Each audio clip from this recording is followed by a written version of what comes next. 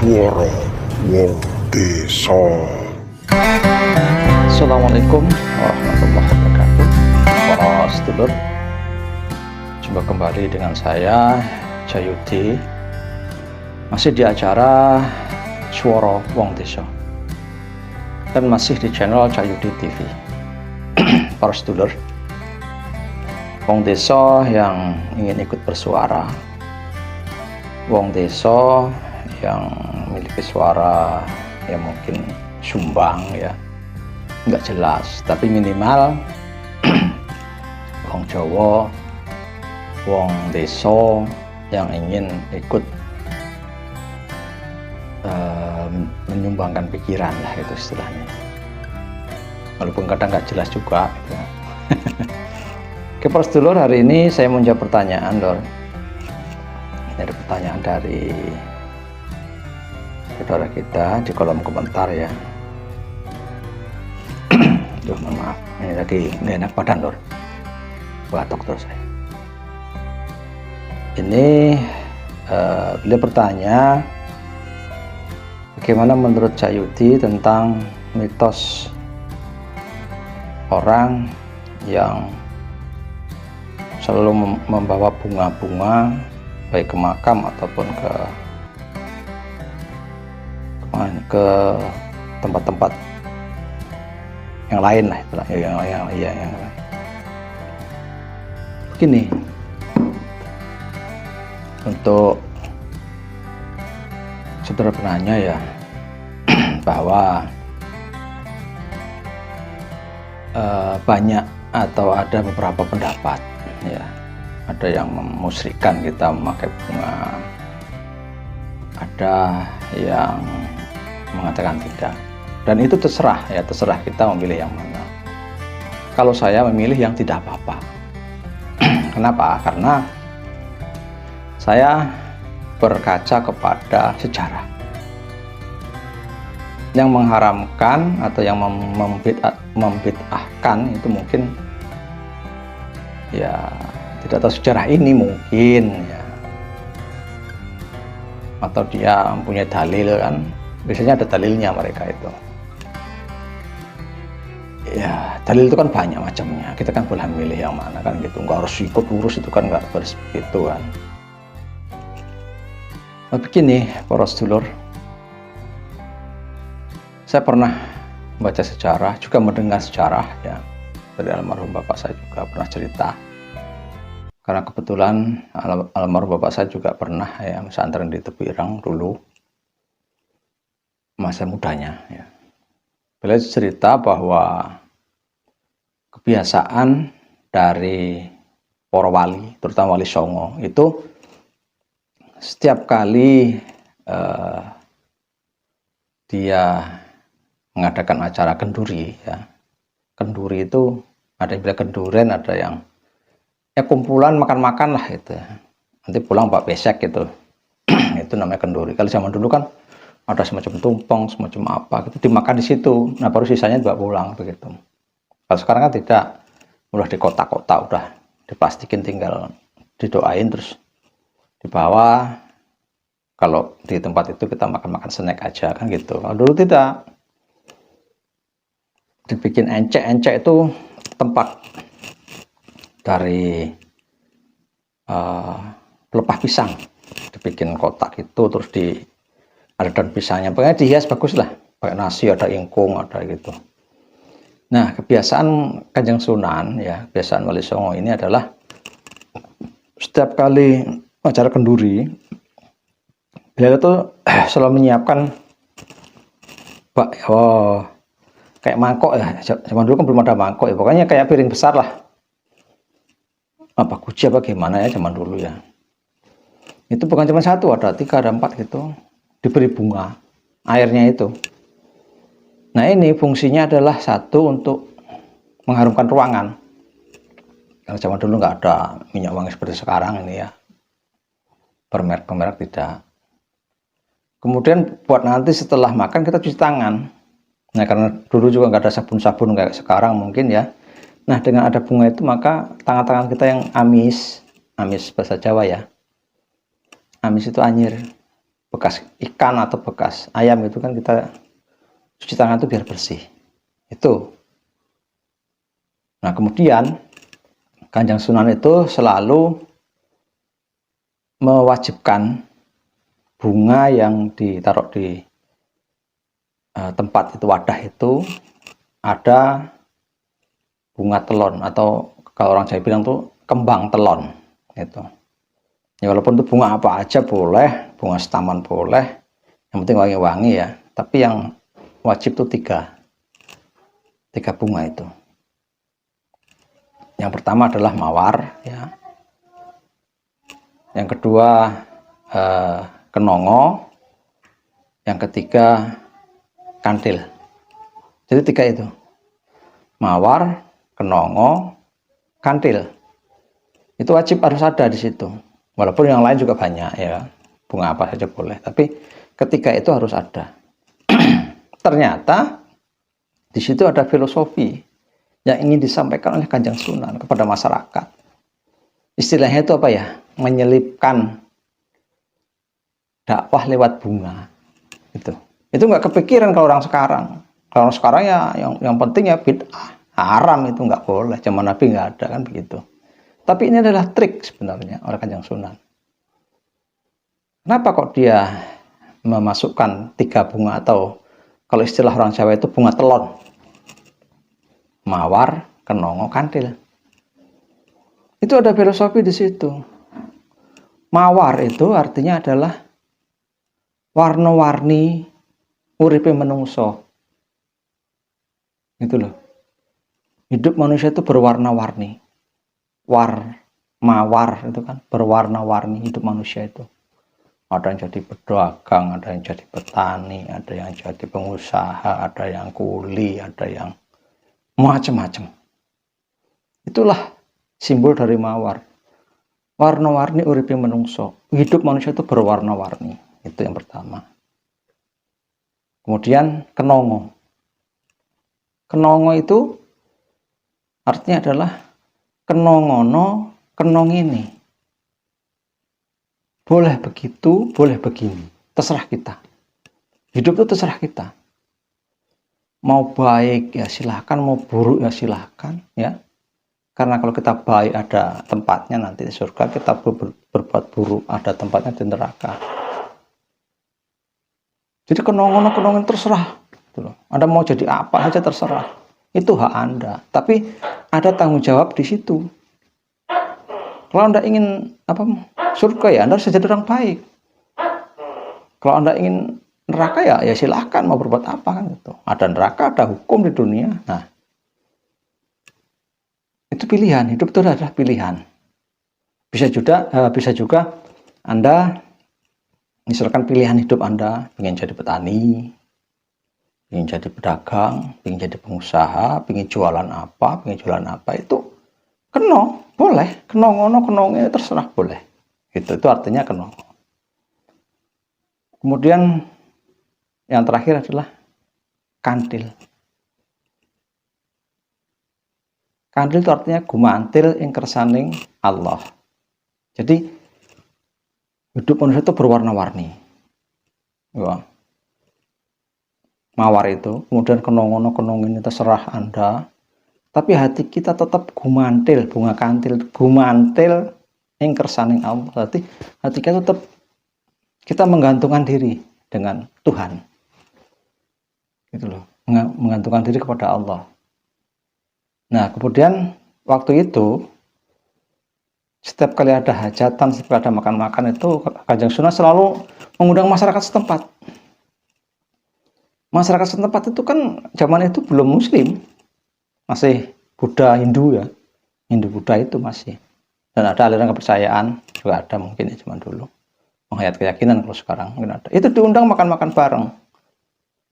Nah, dengan memasukkan bunga itu sebenarnya udah dakwah itu loh.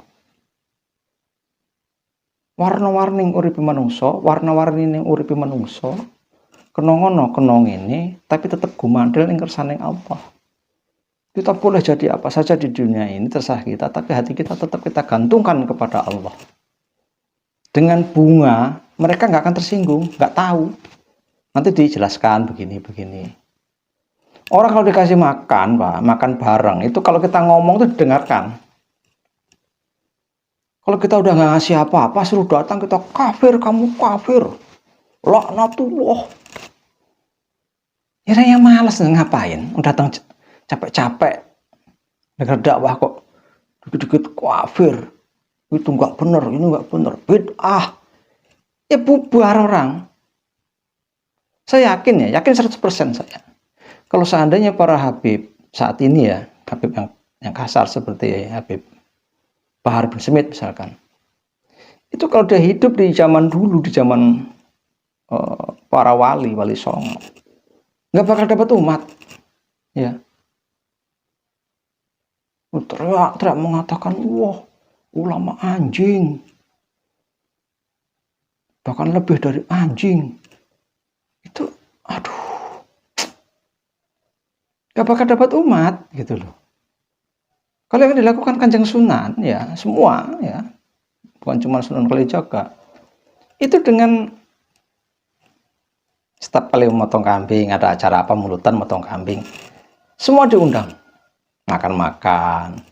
Yang namanya orang, Pak, kalau diundang makan itu, ya insya Allah pada datang, gitu loh.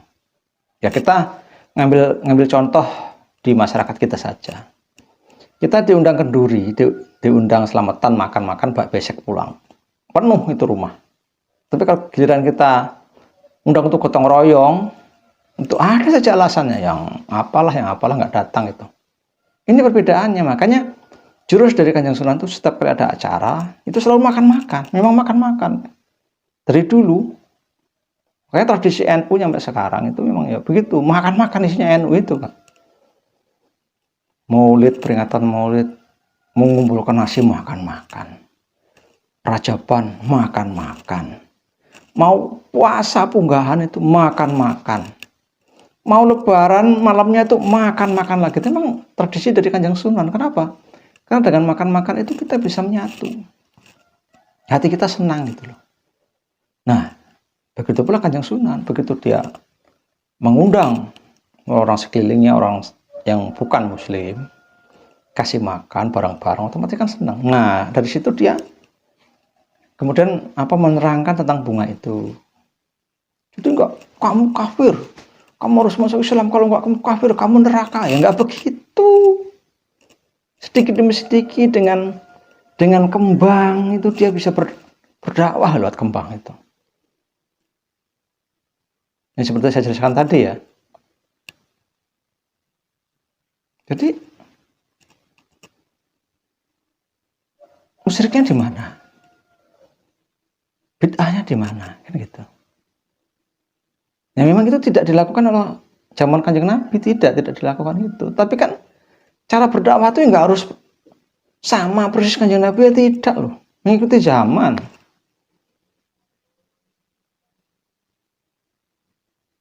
Dulu Kanjeng Nabi dakwah kemana-mana misalkan naik onta. Coba sekarang orang suruh naik onta, nggak mungkin. Naik pasti mobil. Zaman dulu nggak ada mobil, ya nggak apa-apa. Apakah kita pakai mobil terus bid'ah? Kan tidak. Nah kemudian masalah bunga yang orang nyekar ya di makam, terutama makam keluarga, makam orang tua ya, kalau yang orang tuanya sudah tidak ada. Menurut saya itu adalah bentuk etika kita dalam menghormati orang tua. Kita tahu dalilnya ada bahwa ketika orang mati, meninggal itu hubungan kita itu sudah terputus gitu loh. Tapi kan dalilnya jangan dipotong sampai di situ. Kecuali amalan anak soleh. Kalau emang itu terputus nggak sampai doa kita, kenapa ada sholat mayit? Kenapa mayit disolatkan? Coba. Seandainya pun tidak sampai ya, dengan kita ziarah, kita kasih bunga. Bunga itu tanda apa ya? Simbol keharuman. Ya sekarang gini, Saya mengajak kita untuk berbicara memakai hati ya, jangan pakai emosi. Orang tua kita yang melahirkan kita, yang membesarkan kita, itu apa ya, sangat-sangat sulit. Bahkan nyawa kita berikan saja kepada orang tua itu masih belum cukup atas perjuangan orang tua kita. Setelah orang tua kita meninggal, kemudian kita kubur, kita tanam, selesai udah, kita tinggal. Kok sama kayak kucing? Kita punya kucing mati, kita kubur, atau kita punya ayam mati, kita kubur, udah selesai gitu. Kok begitu gitu loh? Alangkah kasihannya orang tua kita. Gara-gara dalil yang terputus, udah namanya putus. Terus kita sebagai anak itu bagaimana? Bakti kita, cinta kita kepada orang tua itu nggak ada berarti. Selesai udah gitu. Ya nggak gitu. Ya lur ya. Walaupun dia sudah tidak ada, tetap kita datang ke sana, ke makam kita kirim doa. Ya sekali lagi kita mengirim doa, bukan kita minta kepada yang meninggal, bukan ya. Jangan disalahartikan itu. Kita bawakan bunga, kita tebar bunga, kita berikan keharuman. Ini bentuk kita menghormati orang tua. Kita selalu ingat jasa orang tua itu seperti ini, seperti ini. Kita belum bisa membalas. Ya, dengan cara kita ngirim doa. Soal sampai apa tidak sampai urusan Allah. Yang penting kita niat baik kita sudah ada ke orang tua kita gitu loh. Jangan kok udah mati ya udah terputus amalan sudah. Itu sama kucing. Gimana? Ya nggak begitu loh. Kita baca Yasin juga, Yasin itu ayat Al-Quran. Dan tidak ada dalilnya baca Al-Quran harus di masjid, itu tidak ada dalilnya. Di rumah boleh, di mana boleh, yang penting tempatnya suci. Di makam juga boleh.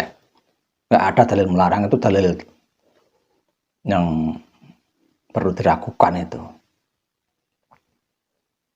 Kita baca sholawat. Dimanapun boleh, kita kerja sambil baca sholawat. Macul sambil baca sholawat berarti boleh. Dimana aja boleh. Kecuali kalau kita sedang ngising ya, sedang BAB, baru nggak boleh. Lah ini kita berkunjung ke makam orang yang pernah membesarkan kita, berjasa kita bisa hidup sampai sekarang, tuh dia loh.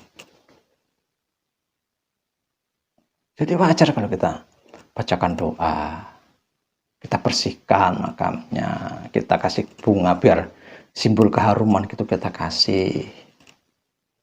Ini loh Pak atau Mak, saya nggak bisa memberikan apa-apa. Jasamu itu lebih besar, walaupun nyawa saya dicopot sekalipun.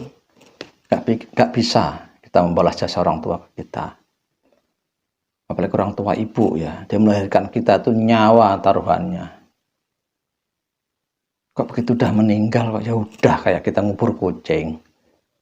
Udah gimana gitu kan. Jadi sekali lagi bahwa kalau kita menabur bunga itu simbol. Kita sudah tidak bisa berhubungan lagi, kita sudah tidak bisa memberikan apa-apa lagi. Etika kita memberikan keharuman di makamnya. Kita baca Yasin di situ, kita kirim doa di situ, baca sholawat di situ. Sayangnya tidak diterima gitu ya. Minimal kita sudah membaca ayat Al-Quran, sudah bersolawat. Kan? Seandainya tidak diterima umpama gitu. Tapi saya yakin diterima, kalau saya yakin. Ya dari tadi itu, dari awal, kalau memang tidak diterima, kenapa disolatkan kan gitu. Pasti sholat juga tidak diterima, dia sudah meninggal posisinya. Itu kan bentuk etika kita, aturan-aturan untuk menghormati manusia. Itu loh. Oke, para sedulur, saudara penanya ya, mudah-mudahan tidak puas. Biar nanti bertanya lagi ke tempat lain. Biar yang paham-paham dalil, karena saya ini hanya wong desa yang nggak paham dalil, hanya tahu dari membaca, tahu dari mendengar dari orang tua-tua. Jadi ya mohon maaf ya, apabila ada pihak-pihak yang tersinggung. Sekian dulu pertemuan kita pada hari ini. Billahi taufiq wal hidayah. Wassalamualaikum warahmatullahi wabarakatuh. Salam.